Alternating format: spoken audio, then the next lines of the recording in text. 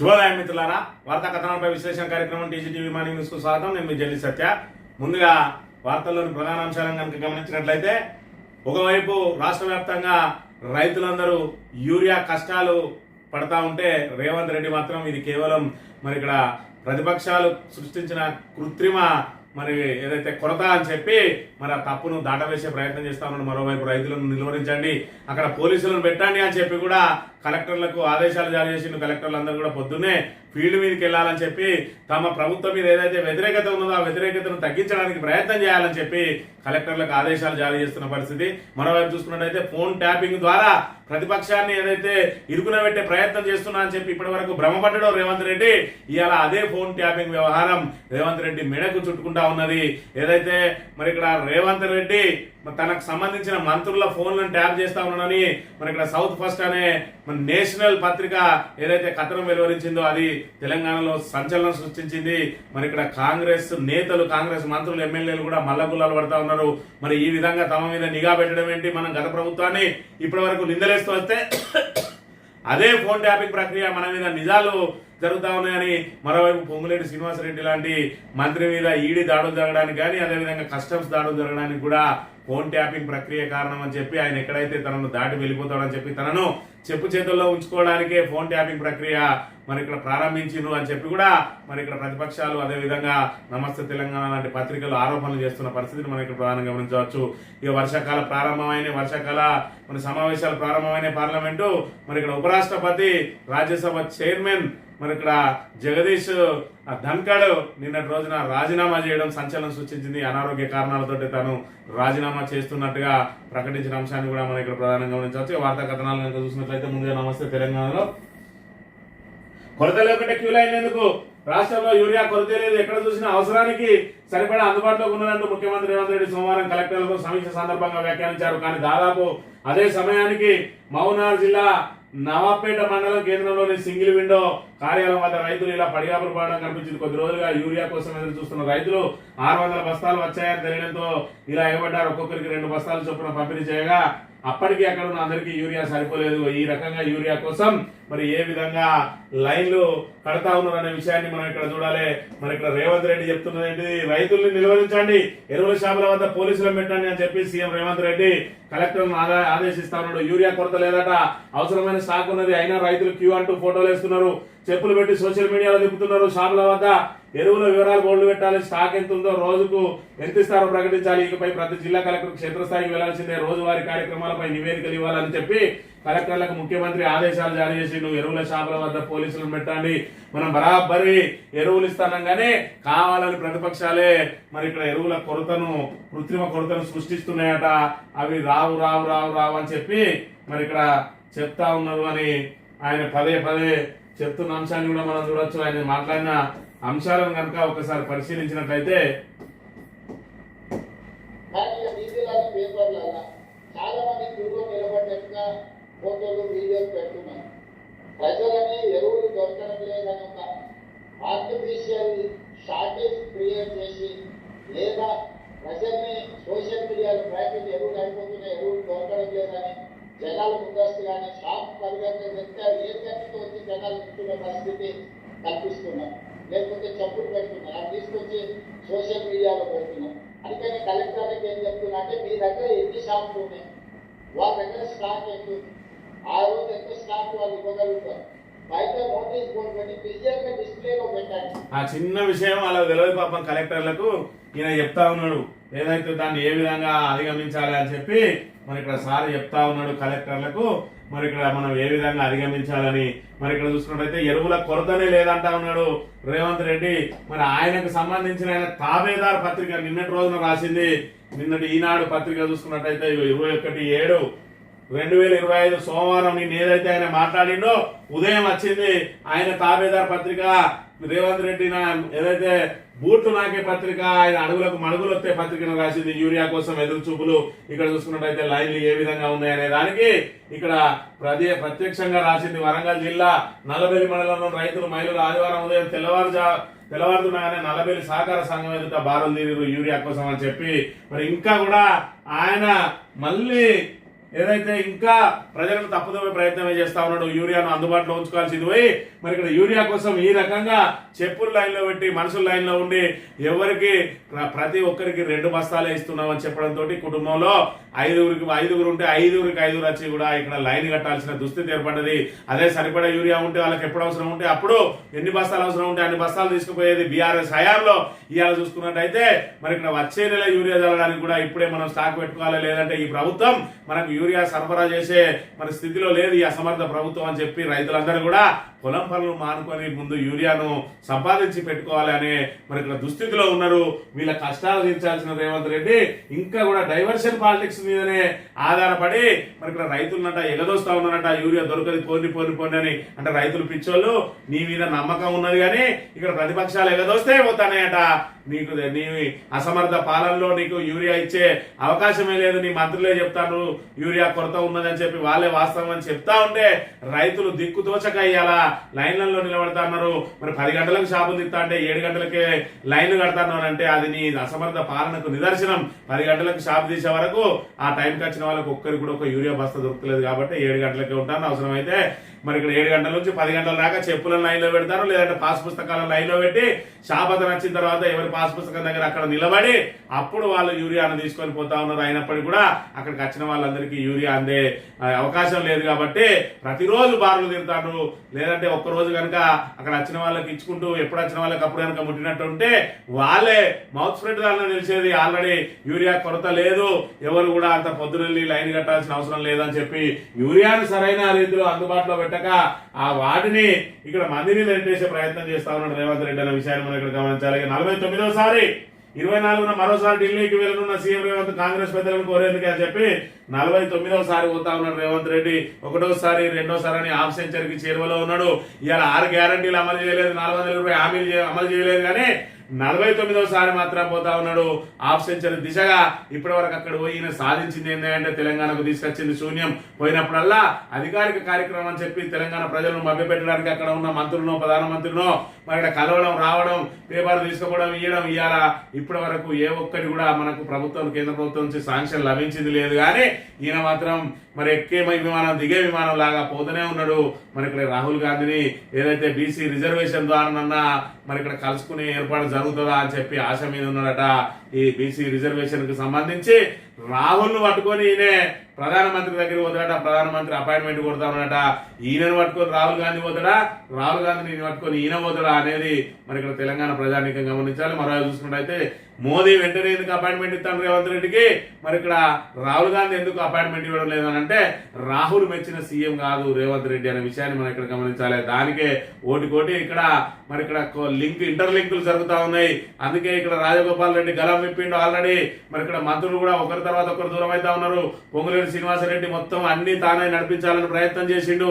బాంబుల మంత్రిగా ప్రతిపక్షం మీద బాంబులు పేలబోతా ఉన్నాయని చెప్పి పెద్ద పెద్ద ప్రకటనలు చేసిండు. ఇలా నోరు మూసుకొని కూర్చుంటా ఉన్నాడు. ఎందుకంటే రేపటి రోజున నాకు ముఖ్యమంత్రిగా నన్ను పక్కకు జరిపితే నాకు అడ్డొచ్చేది ఎవరు అని చెప్పి ఒక 3-4 చూజ్ చేసుకున్న మంత్రులు. అందులో ఒకరు బట్ట విక్రమార్క, ఉత్తమ్ కుమార్ రెడ్డి, మూడోది పొంగులేటి శ్రీనివాసరెడ్డి. మరి ముగ్గురు మీద కూడా నిఘాలు తీవ్రతరం చేసిండు. పొంగులేటి శ్రీనివాసరెడ్డికి సంబంధించి ఒకవైపు టెండర్లతో ఎరవేస్తూనే మరోవైపు ఆయన ఏదైతే లూపు లింకులు ఏవైతే ఆయన ఆ లూప్ లైన్లు ఏవైతే ఉన్నాయో అవన్నింటినీ కూడా దగ్గర పెట్టుకుంటా ఉన్నారు. ఆయన వీక్ పాయింట్లు ఏమున్నాయో వాటిని అన్నింటినీ కూడా దగ్గర పెట్టుకొని ఆయనను బ్లాక్మెయిల్ చేసే ప్రయత్నం చేస్తా ఉన్నాడు అని చెప్పి వార్తలు గుప్పమంటున్న పరిస్థితిని మనం ఇక్కడ చూడాలి. ఏది ఏమైనా కూడా తన సీటును కాపాడుకోవడం కోసం మరోవైపు ఇటు కాంగ్రెస్ లే కొనసాగుతా మీరు నన్ను నమ్మితే అని చెప్పి రేవంత్ రెడ్డి కోసం ప్రయత్నం చేస్తా ఉన్నాడు. మన రాహుల్ గాంధీ కోసం ప్రయత్నం చేస్తా ఉన్నాడు రేవంత్ రెడ్డి. అదే విధంగా మోదీ దగ్గరికి వీళ్ళు ఎప్పుడు కూడా విక్తా అప్పుడు నీ పంచడానికి చేరుతా అని చెప్పి ఇటు 2 పడవల మీద అడిగేసి తిరుగుతా ఉన్నాడు రేవంత్ రెడ్డి అనే విషయాన్ని మనం ఇక్కడ గమనించాలి. ఉపరాష్ట్రపతి పదవికి ధన్కడ్ గుడ్ బై. అనారోగ్య కారణాలతో వైదొలుగుతున్నట్టు ప్రకటన. పార్లమెంట్ సమావేశాల తొలి రోజు అనూహ్య నిర్ణయం. మరో 2 ఏళ్ల పదవి కాలం ఉండగానే రాజీనామా. రైతు సమస్యలపై పలుమార్లు కేంద్రంపై విమర్శలు. బీజేపీలో అనూహ్య సంచలనం చోటు చేసుకున్నది. ఉపరాష్ట్రపతి జగదీప్ ధన్కడ్ సోమవారం తన పదవికి రాజీనామా చేశారు. అనారోగ్య కారణాల రీత్యా పదవి నుంచి వైదొలుగుతున్నట్టు ఆయన ప్రకటించారు.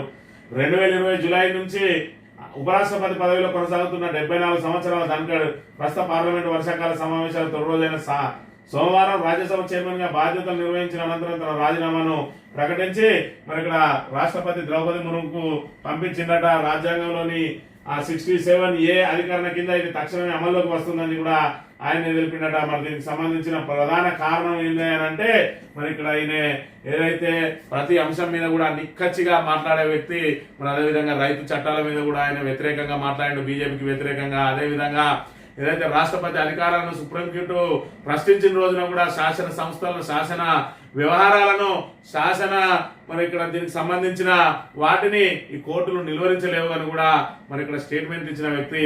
అందుకే అదే నిక్కచ్చితనంతో మరి బీజేపీ విధానాలు నచ్చకనా లేదంటే ఆయన చెప్పిన నిజంగానే అనారోగ్య కారణాలతో ఏదేమైతే మొత్తానికైతే ఆయన రాజీనామా చేసిన పరిస్థితిని మనం ఇక్కడ ప్రధానంగా గమనించాలి. ఇక స్థానిక సమరానికి సంబంధంగా కాంగ్రెస్ మోసాలే మన ఎజెండా, రైతులు సహా అన్ని వర్గాలకు రేవంత్ ప్రభుత్వం దోకా, బీఆర్ఎస్ పోరాటాలను ప్రజల్లోకి విస్తృతంగా తీసుకెళ్లాలి, శ్రేణులకు బీఆర్ఎస్ వర్కింగ్ ప్రెసిడెంట్ కేటీఆర్ ఆదేశాలు, ఈ వారంలోనే పార్టీ నియోజకవర్గ స్థాయి సమావేశాలు నిర్వహించాలని బీఆర్ఎస్ జిల్లా అధ్యక్షులకు దిశానిర్దేశం, కాంగ్రెస్ ప్రజా వ్యతిరేక విధానాలను ఎండగట్టాలని సూచన.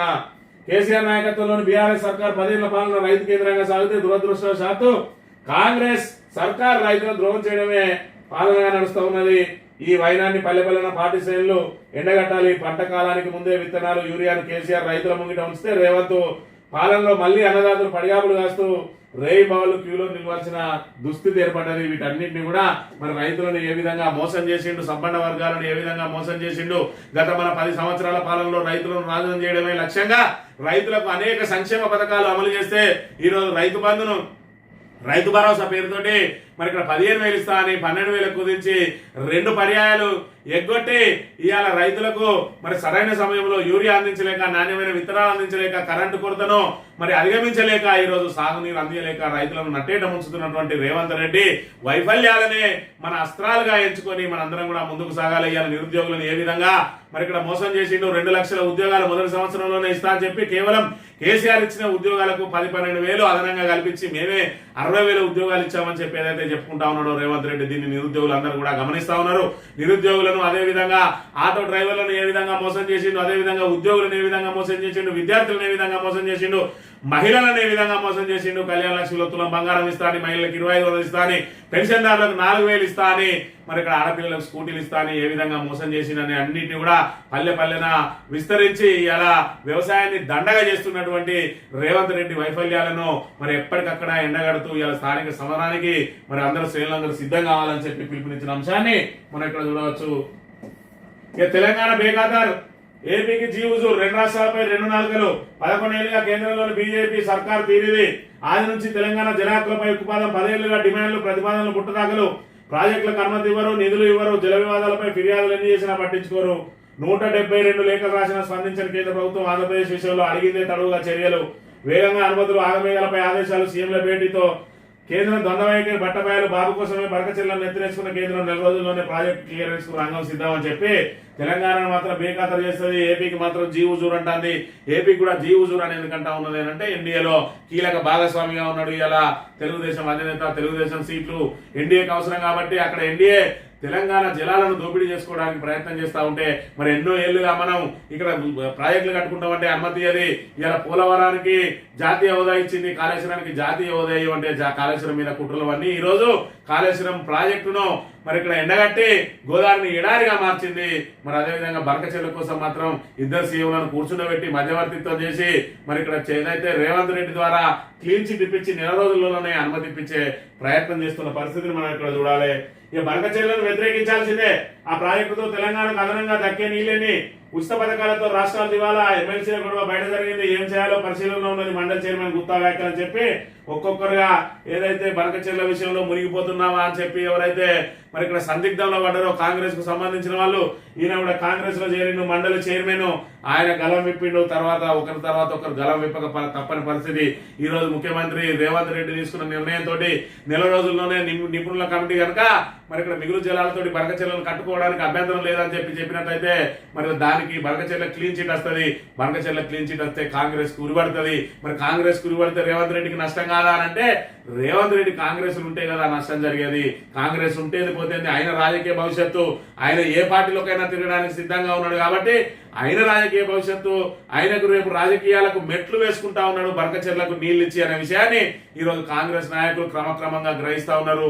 మండలి చైర్మన్ తోటి ప్రారంభమైంది, అది ఎక్కడ ఏ ఎమ్మెల్యే వరకు చేరుతుందో మనకి రాబోయే రోజుల్లో వేచి చూడాలి.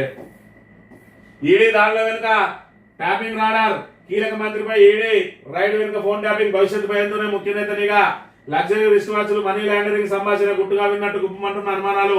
గత సెప్టెంబర్ లో కీలక నేత ఆయన బంధువుల జరిగిన ఈడీ సోదాలు తాజాగా తెరపైకి. యువ ఎమ్మెల్యే చేతికి కీలక భూమి పత్రాలు, దానికి ట్యాపింగే కారణం అంటున్న నేత సన్నిహితులు అని చెప్పి పొంగులేటి శ్రీనివాసరెడ్డికి అదేవిధంగా రేవంత్ రెడ్డికి ఏదైతే విభేదాలు ఏర్పడాయో దానికి సంబంధించిన అంశాన్ని ఉటంకిస్తూ ఈ రోజు వార్త రాసిండ్రు.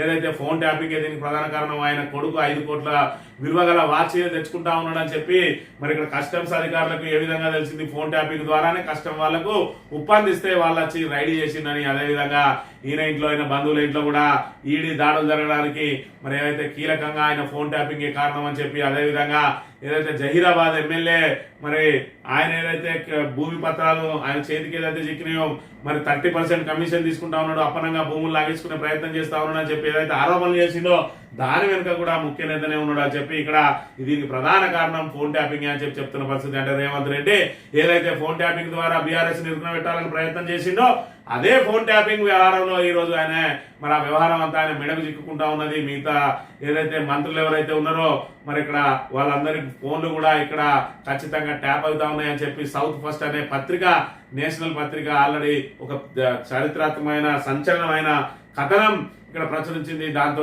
మంత్రులలో కూడా గుబురు రేగుతుంది. రేవంత్ రెడ్డి మనల్ని ఎవరిని నమ్ముతలేడు కాబట్టి మరి ఇక్కడ రేవంత్ రెడ్డికి దూరం పాటించాల్సిందే అన్న చందంగా తయారవుతున్న పరిస్థితిని కూడా చూడాలి మనం. ఈ హాస్టళ్లలో ఫుడ్ పాయిజన్, 14 మంది విద్యార్థులకు అస్వస్థత. సంగారెడ్డి జిల్లా మరికి ఆదర్శపాడులో 11 మంది అనారోగ్యం పాలు. మంచిర్యాల జిల్లాలో గిరిజన ఆశ్రమ పాఠశాల పురుగులను దవాఖాన పాలైన 3 విద్యార్థుల్లో ఒకరి పరిస్థితి విషమం అని చెప్పి మళ్ళీ ఫుడ్ పాయిజన్ సంఘటనలు జరుగుతూనే ఉన్నాయి. ఈ మొద్దు నిద్ర అవుతున్నాయి. ప్రభుత్వానికి ఇంకా కూడా చిత్తశుద్ధి లేదు.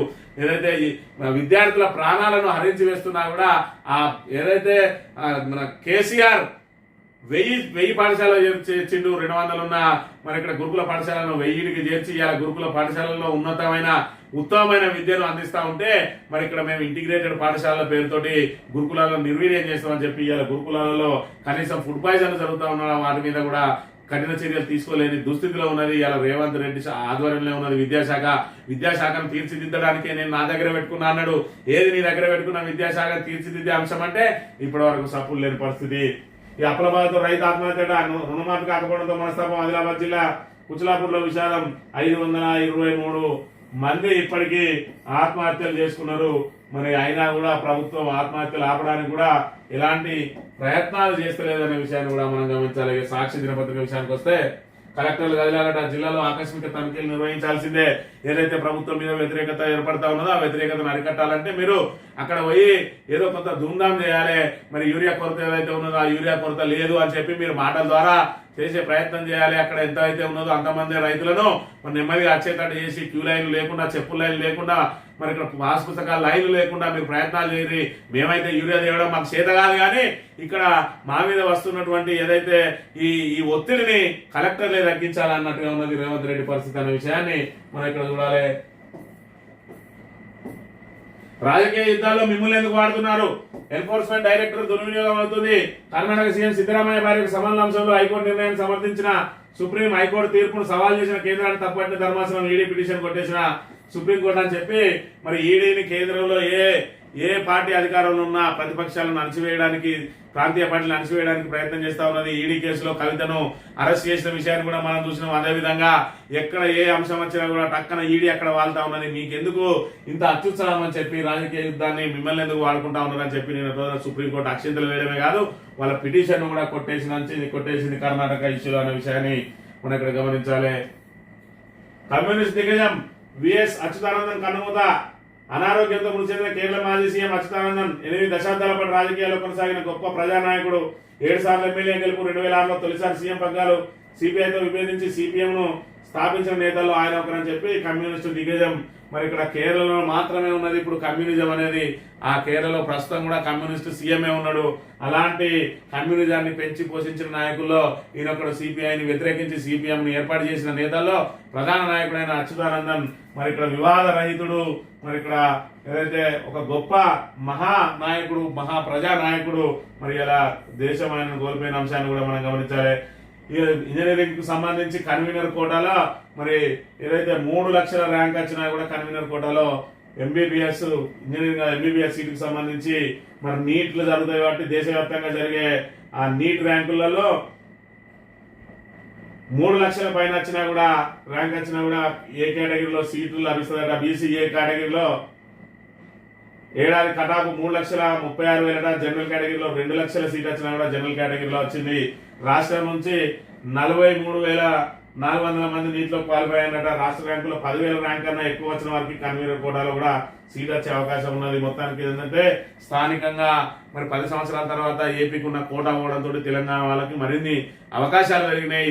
అదేవిధంగా నీటిలో మరి ఇక్కడ పూర్తి స్థాయిలో ఏదైతే దేశవ్యాప్తంగా మరి ఆ ర్యాంకు తీసుకున్నట్టయితే ఈసారి మన దగ్గర నుంచి 43,000 మంది క్వాలిఫైర్ కాబట్టి మరి ఎక్కువ మందికి అవకాశం ఉంటుందని చెప్పి ఇందులో ప్రచురించిన అంశాన్ని మనం ఇక్కడ చూడాలి. ఇక తొలి రోజే దుమారం, విపక్షాల ఆరోపణలు, అధికార పక్ష ప్రతిపక్ష విమర్శల మధ్య పార్లమెంట్ వర్షాకాల సమావేశాలు శురు. ఆపరేషన్ సింధూర్ పై లోక్సభలో చర్చకు విపక్ష సభ్యుల పట్టు. ప్రధాని మోడీ వివరణకు డిమాండ్. ప్రభుత్వ ఘోర వైఫల్యం వల్లే ఉగ్రదాడి జరిగిందని ధ్వజం. ప్రశ్నోత్తరాల తర్వాత విపక్ష సభ్యులకు మాట్లాడే అవకాశం ఇస్తారన్న స్పీకర్. 4 సార్లు సభ వాయిదా. పహల్గాం ఆపరేషన్ సింధూర్ పై ఎట్టకేలకు చర్చకు అంగీకరించిన కేంద్రం వచ్చే వారం చర్చించే అవకాశం అని చెప్పి మరి ఇక్కడ తొలి రోజే పెద్ద ఎత్తున దుమారం రేగింది. విపక్షాల ఆరోపణలు, అధికార పక్షం ప్రతి విమర్శలు, మరి వీటన్నిటితోటి మొత్తానికైతే ఒక యుద్ధ వాతావరణం నెలకొన్నది. పార్లమెంట్ లో ప్రతిపక్షం కూడా ఎదురుదాడికి దిగుతా ఉన్నది. ఒకవైపు మోడీ చరిష్మా తగ్గుతా ఉన్నదని చెప్పి ఆర్ఎస్ తోటి విభేదాలు వస్తున్న నేపథ్యంలో మోడీ మీద ప్రతిపక్షాలు కూడా మరి ఇక్కడ ఏదైతే ఎదురుదాడికి దిగుతూ ఆయన చరిష్మాను మరింత తగ్గించే ప్రయత్నం చేస్తున్న పరిస్థితి, అంటే అవకాశం దొరికింది. ఇప్పుడు ఆపరేషన్ సింధూర్ మీద ఏదైతే ఉన్నదో దాన్ని విజయంగా ఇక్కడ ప్రకటించుకునే ముందే ట్రంప్ వ్యాఖ్యలు మరి ఇక్కడ బీజేపీని ఇరుకున పెట్టిన అంశాన్ని కూడా మరి ఇక్కడ కాంగ్రెస్ ప్రతిపక్షాలు వాడుకుంటున్న పరిస్థితి మనం ఇక్కడ చూడాలి. 12 లక్షలు పెడితేనే ఓ మోస్తరు కాలేజీలో computer seat, engineering be category సీట్లకు పెరిగిన బిరాకి, మంచి కాలేజీలో మంచి బ్రాంచ్ కోసం విద్యార్థుల యత్నాలు, టాప్ కాలేజీలో 19 లక్షల వరకు దండుకుంటున్నారనే ఆరోపణ చెప్పి 12 లక్షలు పెడితే తప్ప ఇంజనీరింగ్ లో సీట్లు లభించే అవకాశం లేదు బి కేటగిరీలో. ఈ ఆంధ్రజ్యోతి విషయానికి వస్తే 25 నుంచి రేషన్ కార్డులు, ఆగస్టు 10 వరకు మండలాల వారీగా పంపిణీ, జిల్లాల ఇన్ఛార్జ్ మంత్రులు పాల్గొనాలి. మనకు రైతులే ముఖ్యం, వారికంటే ఎవరు ఎక్కువ కాదు. అన్నదాతలకు నష్టం జరిగే పని ఎవరు చేసినా ఉపేక్షించాం. ఎరువుల లభ్యతను ఎప్పటికప్పుడు రైతులకు తెలపాలి. కలెక్టర్లు ఉదయం 7 గంటలకే ఫీల్డ్ లో ఉండాలి. ఏ రోజు ఏం చేశాననే వివరాలు పంపాలన్నట. మరి ఇక్కడ కలెక్టర్లకు అత్యవసర ఖర్చుల కింద వారి ఖాతాలో ₹1,00,00,000 ఇస్తా ఉన్నట. మండలాల వారీగా 25 నుంచి రేషన్ కార్డుల పంపిణీ. మరి ఇక్కడ ఇల్లు ఏ విధంగా ఉన్నది మన కాంగ్రెస్ ప్రభుత్వం అంటే మరి ఇచ్చిన 6 గ్యారంటీలను అమలు చేసే పరిస్థితి లేదు. 420 హామీలను నిలబెట్టుకునే పరిస్థితి లేదు. కాబట్టి ఏ చిన్న అంశం చేసినా కూడా దాన్ని భూతద్దంలో పెట్టి చూపించి మేము చాలా గొప్ప పనులు చేసినామని చెప్పుకునే ప్రయత్నం చేస్తా ఉన్నది. మరి గతంలో చూసుకున్నట్టయితే 6 లక్షలకు పైగా రేషన్ కార్డులు ఇచ్చింది. మరి ఇక్కడ ఒకటేసారి బల్క్ గా 35 లక్షలు ఇచ్చింది. మరి ఇక్కడ ఏదైతే తెలంగాణ ప్రభుత్వం వాటి ఏ రోజు కూడా వాటిని ప్రచారం చేసుకోలేదు. రైతు బంధు ప్రచారం చేసుకోలే, రైతు బీమా ప్రచారం చేసుకోలే, మరి ఇక్కడ కళ్యాణ లక్ష్మి ప్రచారం చేసుకోలే. రొటీన్ ప్రక్రియలాగా సాగిస్తే ఇవాళ 4 రేషన్ కార్డులు ఇచ్చి దాన్ని ఊరూరా చెప్పుకుంటా ఉన్నారు. 4 ఇందిరా మిల్లు ఇచ్చి దాన్ని పెద్ద గొప్పగా చెప్పుకుంటా ఉన్నారు. మరి ఇక్కడ ఏదైతే రైతులకు ఎందుకు మరి రుణమాఫీ పూర్తి స్థాయిలో చేయలేమంటే దానికి సమాధానం లేదు, చేసేసినామని దాటేసే ప్రయత్నం చేస్తా ఉన్నారు. మరి ఇక్కడ రైతు భరోసాను మరి ఇక్కడ 2 పర్యాలు ఎందుకు ఇవ్వటంటే దానికి సమాధానం లేదు. కానీ ఇక్కడ ఏదైతే ఉచితాల పేరుతోటి ఎంతో కొంత వాళ్ళకి పడేసి పెద్ద ఎత్తున దాన్ని ప్రచారం చేసుకునే ప్రయత్నం అయితే చేస్తా ఉన్న పరిస్థితిని మనం ఇక్కడ గమనించాలి. ఇక బీసీ రిజర్వేషన్లకు నమూనాగా తెలంగాణ దేశవ్యాప్తంగా బీసీ రిజర్వేషన్ పెంచాలంటూ ఉద్యమ కార్యాచరణకు సిద్ధమవుతున్న ఏఐసీసీ 24న ఢిల్లీకి రేవంత్ రాహుల్ గాంధీ ఖర్గేతో భేటీ అట. మరి ఇది ఇంకా ఆయనకు అంటే నమ్మశక్యం లేని విషయంగానే ఉన్నది. మరి బీసీ అంశం మీదనన్నా రేవంత్ రెడ్డి తోటి కలవడానికి రాహుల్ గాంధీ ఒప్పుకుంటాడా, లేకపోతే ససేమిరా అంటాడా, లేదంటే వీళ్ళ తరపున బీసీ మంత్రిని పంపించమంటాడా. కానీ మొత్తానికి వీళ్ళిద్దరు కలుసుకునే తరుణం ఎప్పుడు వస్తుందా అని తెలంగాణ ప్రజానికం అయితే ఎదురు చూస్తా ఉన్నారు. అంతటి గ్యాప్ వచ్చింది రేవంత్ రెడ్డి రాహుల్ గాంధీల మధ్య. మరి ఇలా చూసుకున్నట్టయితే ఈయన మోడీ తోటి అంటగాగుతున్న విషయం కూడా ఇంకా రాహుల్ గాంధీకి ఆగ్రహం తెప్పిస్తున్న పరిస్థితి. మరోవైపు చూసుకున్నట్టయితే మరి ఇక్కడ బీసీ రిజర్వేషన్ల అంశానికి సంబంధించి వాళ్ళే ప్రకటించిన కామారెడ్డి డిక్లరేషన్లో కాబట్టి దాన్ని అమలు చేయాల్సిన బాధ్యత వాళ్ళ మీద ఉన్నదని చెప్పి మరి ఇక్కడ వాళ్ళను కూడా దోషం చేసే ప్రయత్నం చేస్తా ఉన్నాడు రేవంత్ రెడ్డి అనే విషయాన్ని కూడా మనం ఇక్కడ ప్రధానంగా గమనించాలి. ఇక స్కూల్ పై కూలిన విమానం పైలట్ సహా 20 మంది దుర్మరణం, వారిలో అత్యధికులు విద్యార్థులు, 171 మంది గాయాలు. బంగ్లాదేశ్ రాజధాని ఢాకాలో దుర్ఘటన. సాంకేతిక సమస్యలు తలెత్తడంతో కూలిన వాయుసేన శిక్షణ విమానం. అహ్మదాబాద్ దగ్గర ఏదైతే మెడికల్ కాలేజ్ మీద కూలిందో విమానం, అది మరొక ముందే బంగ్లాదేశ్ లో ఒక స్కూల్ మీద కూలిందట. ఈ స్కూల్ మీద విమానాలు పడేందో మరి ఇక్కడ విద్యార్థులు ఈ రకంగా మరి ఇబ్బందులు పడేందో అర్థం కాని విషయంగా తయారైంది. ఇక ఎలా హామీ ఇచ్చారో అలా అమలు చేయండి. కేంద్రంపై నిందలు వేయడం అన్యాయం. 42% రిజర్వేషన్లపై కాంగ్రెస్ బాధ్యత. 9వ షెడ్యూల్లో చేర్చారంటే సిక్కులున్నాయి, న్యాయ సమీక్ష చేస్తామని సుప్రీం చెప్పింది. బిల్లు పెట్టినప్పుడు 9వ షెడ్యూల్ అనలేదండి. మధ్యప్రదేశ్ లో 50% పైగా రిజర్వేషన్లు, ఆ దారిలో వెళ్ళండి రామచంద్రరావు. మరి ఇక్కడ 42% మీద ఎట్టి పరిస్థితుల్లో పార్లమెంట్ లో బిల్లు పెట్టేది లేదు అని చెప్పి మరి రామచంద్రరావు ద్వారా బీజేపీ చెప్పించదలుచుకున్నదా, లేదంటే ఒక్క తెలంగాణకి ఇవ్వాల్సి వస్తే దేశవ్యాప్తంగా ఇవ్వాలి కాబట్టి మరి ఇదంతా ఇరుకున పడే అంశం కాబట్టి ఖచ్చితంగా మరి కాంగ్రెస్ ఏదో మరి ఇక్కడ ఏదైతే ఎన్నికల హామీ ఇస్తే మేమెందుకు నెరవేర్చాలన్న చందంగా ఉన్నది. ఏదేమైనా కాంగ్రెస్ బీజేపీలు రెండు కూడా బీసీలకు వ్యతిరేకమే అని చెప్పి ఈ బిల్లు ద్వారా తేడు తెల్లం కాబోతా ఉన్నది. ఈనాడు దినపత్రిక విషయానికి వస్తే కలెక్టర్లు కదలాలట, కలెక్టర్లు కదలాలి. ప్రభుత్వం మీద ఉన్న ఏదైతే దానికి సంబంధించిన మరి వ్యతిరేకతను మీరే తగ్గించాలి అని చెప్పి చెప్తున్న పరిస్థితి. ఇక బెట్టింగ్ యాప్ల మీద మరి ఇక్కడ విచారణకు రావాలని చెప్పి ఈడీ నోటీసులు జారీ చేసింది. ఈడీ అనేది ప్రతి అంశంలో కూడా ఏ విధంగా మరి జోక్యం చేసుకుంటా ఉన్నది. వీళ్ళందరినీ కూడా మళ్ళీ ఏదైతే బీజేపీ ప్రచారకర్తలుగా మార్చుకోవడం కోసమే మరి ఇలాంటి జరుగుతున్నా. రేపటి రోజున స్టేట్ లో బీజేపీకి బ్రాండ్ అంబాసిడర్లు అవసరం. వీళ్ళందరినీ కూడా కేసులలో ఇరికించి రేపు ప్రచారానికి వాడుకుంటారు అనే అనుమానాలు కూడా వ్యక్తమవుతున్న పరిస్థితి. జస్టిస్ వర్మ అభిశంసన ప్రక్రియ ఆరంభం. తీర్మానాలపై 152 మంది లోక్సభ సభ్యులు, 63 మంది రాజ్యసభ సభ్యుల సంతకాలు. ఆపరేషన్ సింధూర్పై ప్రత్యేక చర్చకు లోక్సభలో 16 గంటలు అని చెప్పి మరి ఇక్కడ నోట్ల కట్టలతో ఏదైతే దొరికిందో జస్టిస్ వర్మ ఆయన అభిశంసన చేయడానికి కూడా తీర్మానం ప్రవేశపెట్టిందో దానికి సంబంధించి త్వరలో ఓటింగ్ కూడా జరగబోతా ఉన్న అంశాన్ని మనం ఇక్కడ చూడాలి. ఇక డిజైన్ కావాలంటే తుది మేకలు ఇవ్వాల్సిందే. కాళేశ్వరం సిఈకి సిడిఓ లేక మేడిగడ్డ బ్యారేజ్ 7 బ్లాక్ పునరుద్ధరణలో రోజుకు మల్పట.